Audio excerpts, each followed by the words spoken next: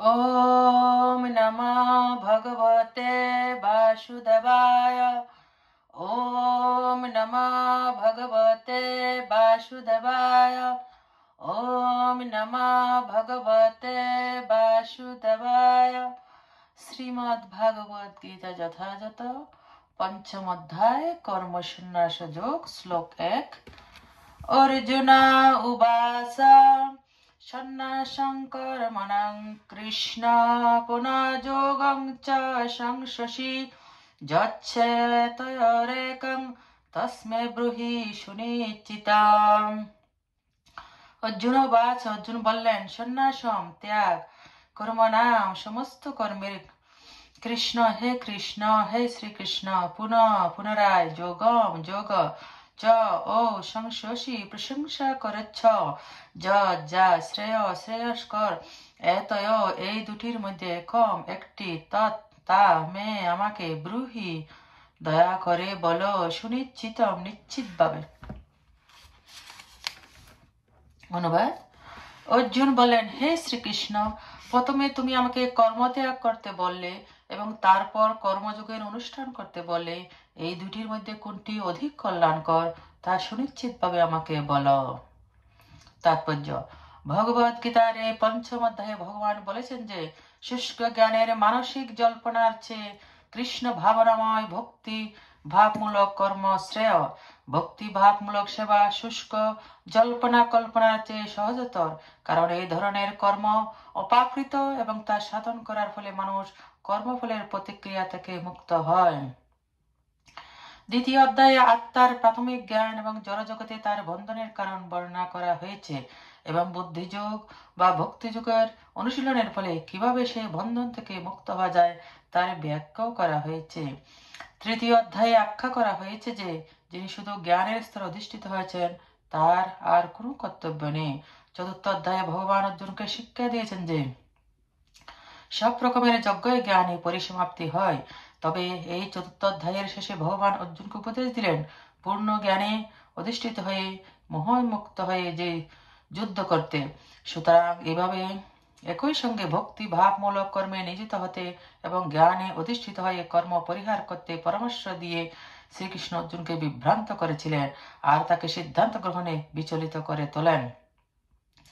অর্জুন বুঝতে পেরেছিলেন যে জ্ঞানের প্রভাবে কর্ম ত্যাগের অর্থ হচ্ছে ইন্দ্রিয় সুখ ভোগের জন্য যে সমস্ত কর্ম তা থেকে বিরত থাকা। কিন্তু কৃষ্ণ ভাবনায় ভাবিত হয়ে ভক্তিযোগ সাধন করার জন্য যদি কর্ম করা হয় তাহলে কর্ম ত্যাগ করা হলো কি করে? তিনি মনে করেছিলেন জ্ঞানের প্রভাবে কর্মত্যাগ অর্থাৎ সন্ন্যাস হচ্ছে সব রকমের কর্ম থেকে বিরত হওয়া।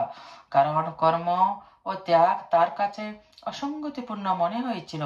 সাধারণ মানুষের মতো তিনিও বুঝতে পারেননি যে পূর্ণ জ্ঞানে অধিষ্ঠিত হয়ে যে কর্ম করা হয় তা কর্মফল থেকে মুক্ত এবং তাই তা অকর্ম। সুতরাং তিনি ভগবানকে প্রশ্ন করেছেন পরমাত্মা সাধনের জন্য তিনি কি সর্বতভাবে কর্ম পরিত্যাগ করবেন না পূর্ণ জ্ঞানে কর্ম করবেন। শ্লোক 2। শ্রী ভগবান উবাচ সন্ন্যাস কর্ম যোগচ্চ নিঃশ্রেয়সকরাবুভো তয়োস্তু কর্ম সন্ন্যাসাৎ কর্মযোগ বিশিষ্যতে। শ্রী ভগবান উবাচ। পরমেশ্বর ভগবান বললেন, সন্ন্যাস কর্মত্যাগ কর্মযোগ চ ও নিঃশ্রেয়সকর মুক্তিদায়ক উভয় তয় এই দুটির মধ্যে কিন্তু কর্মসন্ন্যাস থেকে কর্মযোগ বিশিষ্যতে শ্রেয়। অনুবাদ। পরমেশ্বর ভগবান বললেন কর্মত্যাগ কর্মযোগ উভয়ই মুক্তিদায়ক, কিন্তু এই দুটির মধ্যে কর্মযোগ কর্মসন্ন্যাস থেকে শ্রেয়। তাৎপর্য। ইন্দ্রিয় তৃপ্তির জন্য যে সকাম কর্ম করা হয় তা মানুষকে জড়বন্ধনে আবদ্ধ করে রাখে। জীব যখন তার শারীরিক সুখ স্বাচ্ছন্দ্য বৃদ্ধি করার আশায় নানাবিধ কর্ম করে চলে তখন সে নিশ্চিতভাবে তার কর্মের ফলস্বরূপ একটির পর একটি বিভিন্ন ধরনের দেহ ধারণ করে এই জড়জগতে ঘুরে বেড়ায় এবং তার ফলে জড়বন্ধন অনন্তকাল ধরেই চলতে থাকে। সেই সম্বন্ধে শ্রীমদ্ ভাগবতে প্রতিপন্ন করে বলা হয়েছে নন্নং প্রমত্ত কুরুতে বিকর্ম যতীন্দ্রিয় প্রীতয়া আপনতি ন সাধু মন্যে যত আত্মনহায় মশন্নপি ক্লেশাৎ আসাদেহ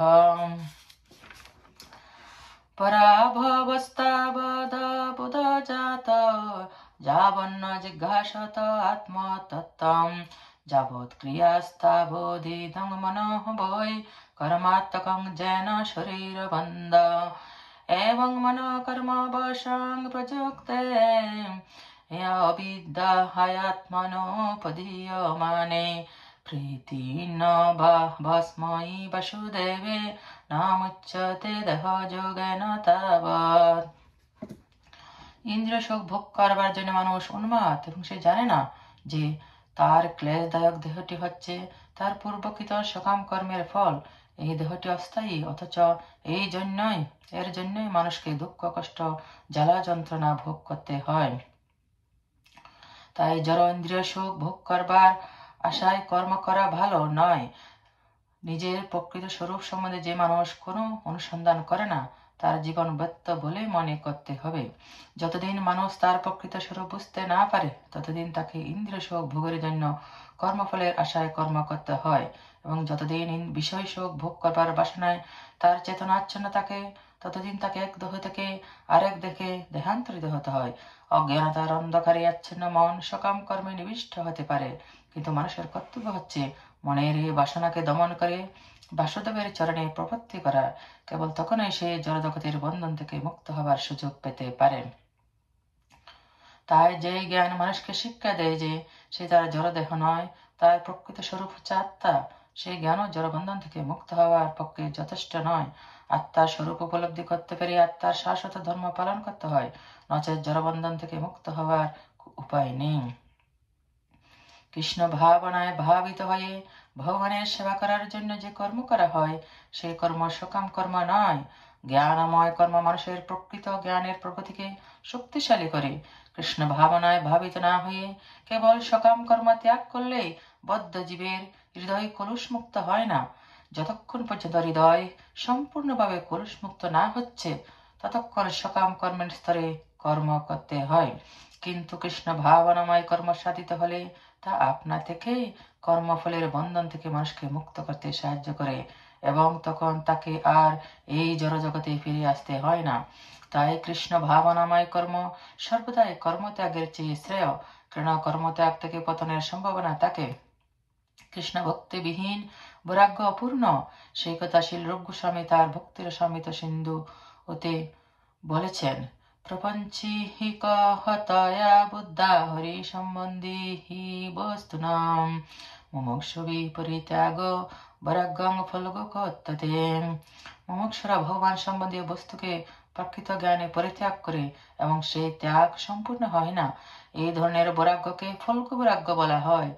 আমরা যখন বুঝতে পারি যে সবকিছুই ভগবানের, আমাদের কিছুই নয়, তাই আমার বলে কোনো কিছুর উপর আমাদের অধিকার বিস্তার করা উচিত নয়, তখন ত্যাগের সম্পূর্ণতা আসে।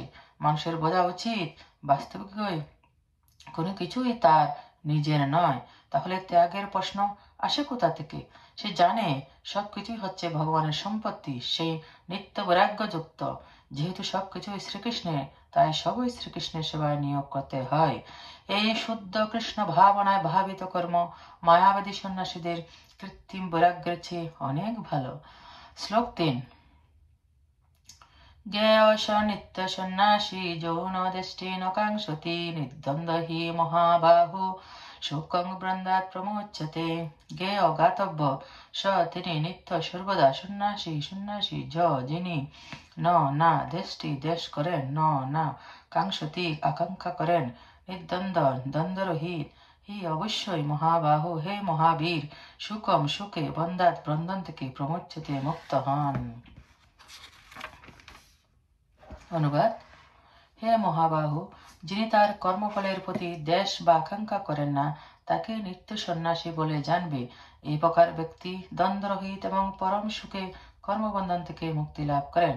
তাৎপর্য: যিনি পূর্ণরূপে কৃষ্ণ ভাবনাময় তিনি হচ্ছেন প্রকৃত ত্যাগী, কারণ তিনি কর্মফলের প্রতি বিতরাগ বা অনুরাগ যে কোনো দিক থেকে সম্পূর্ণভাবে নিরাসক্ত। এভাবে যিনি সবকিছু ত্যাগ করে অনন্য ভক্তি সহকারে ভগবানের সেবা করেন তিনি হচ্ছেন প্রকৃত জ্ঞানী।